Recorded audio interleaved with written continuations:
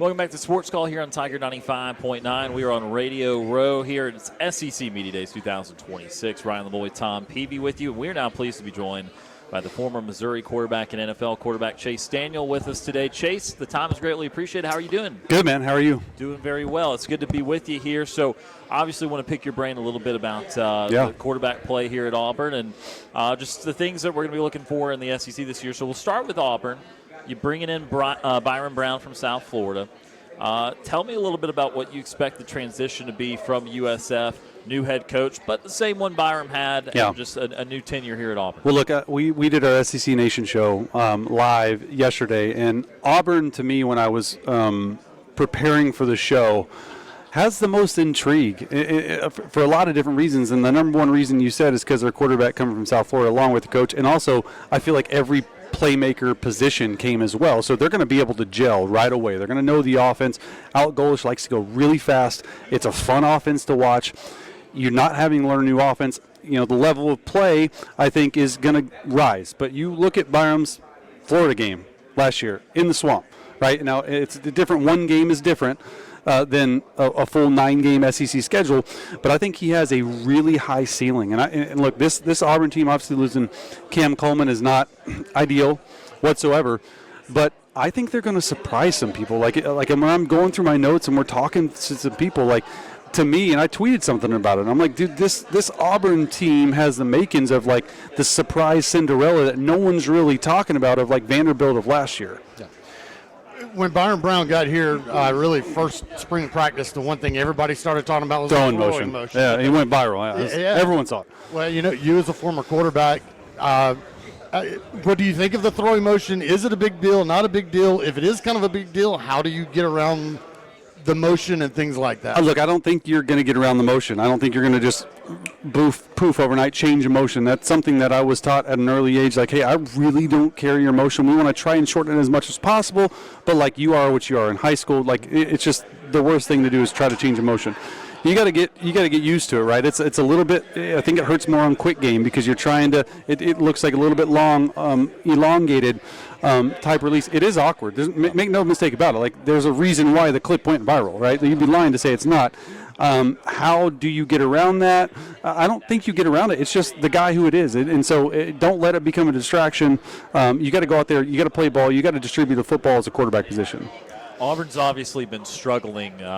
Not only with the win-loss record, but just offensively for the last several seasons. What do you make of the expectations, knowing that the quarterback and coach have worked together at USF?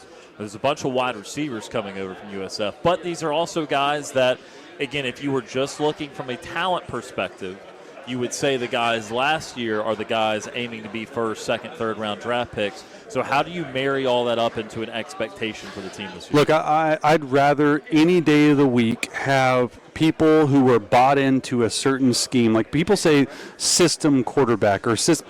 I want a system quarterback because you know how to play the system. The system is what Alex Golesh is amazing at. The system is what got him this Auburn job. There's a reason why you hired an offensive head coach. You guys have not been great. And when you bring familiarity with it, especially in this new age of NIL, it helps ease the early season pains, right? You got to go out there, you got to sweat together, you got to do that.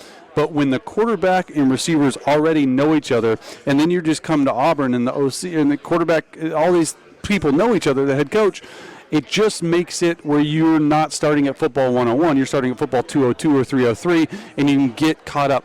I mean, let's be honest with you. Like, we had a tempo at the University of Missouri called fastball tempo, where we go fast as all get out. And that's not even close to as fast as how Alex Golesh goes. And I think that offense will wear down some SEC defenses. That's sort of their special sauce, as you would call it. Obviously, you got to go out there, you're going to make some plays and stuff. But there's going to be stuff open just purely for the fact of how fast you go, how you can formate into the boundary, how you can put formations to the field, all this stuff. You look at the quarterbacks league-wide, and you've got a mix of guys that were at their current schools last year. You're bringing in some guys to new schools. I mean, whether you want to go with your Trinidad Chamblisses or your Sam Levitts, LaNorris Sellers, wherever you want to go in the league, where do you feel or how strong do you feel that this quarterback room in the SEC is. Yeah, I think it's really strong. Like, you look at Trinidad, you look at Arch, you look at Sellers, you look at Marcel Reed. I mean, there's some other quarterbacks that can take the next step too. It's a strong quarterback league. I really do believe that. Like, to me, I look at it as, like, Arch obviously gets all the fanfare. I really like Trinidad Chambliss. I think he's the best returning starter in terms of talent in the SEC, and what he was able to do last year. What really won me over was his playoff run, right? 3 games, over 300 yards passing, I think 307 average, and 6 touchdowns, no interceptions. And so when you can play your best ball when your best is needed, and you have those playmakers around you, I think he's going to have a special season. And you look at Arch too. Like, Arch has been through the ringer. He's calloused, and he's learned from a lot of mistakes. You look at his last 6 games, 19 total touchdowns, 2 interceptions, right? Sort of starting to understand it, right? It's going to be a big early season push for him. Texas has all the talent in the world. They hit the transfer portal hard. Cam Coleman obviously going over there, and 2 running backs as well, Raleek and Hollywood Smothers. So it'll be interesting to see how they handle that. Is there a quarterback that's caught your eye that maybe a lot of people aren't talking about that you kind of look at and you're like, that dude's got the stuff? Well, your guy. Yep. Your guy. Like, Yep. I mean, I'm not just saying it because I'm talking to you guys. I've said it everywhere else. They're like, "Who gave me your dark horse?" I'm like, well, it's got to be Brown. Like, if he can take this next step, he's a freak athletically. He can run the football really well, and just how he fits into that offense. That's the reason why you guys will be a surprise team if you handle your business up front offensively. Tell me a little bit about Missouri, Chase, because Eli Drinkwitz, the last 3 seasons, 29 combined wins. And I feel like Missouri is not often talked about in terms of teams that are really doing a quality job in the upper half of the league. Yeah. Where do you feel that they are at coming into this year, and what is it going to take for them to get their proper due? A lot of question marks, right? Like, you would say almost averaging 10 wins a year, and every 3 years, any SEC team should get their due. And I think Eli likes it like that. I don't think he wants to be talked about a lot. I think he wants to sneak up on some people. Last year obviously took a little bit of a step back. Since Brady Cook, we haven't had strong quarterback play just in general, strong, consistent quarterback play.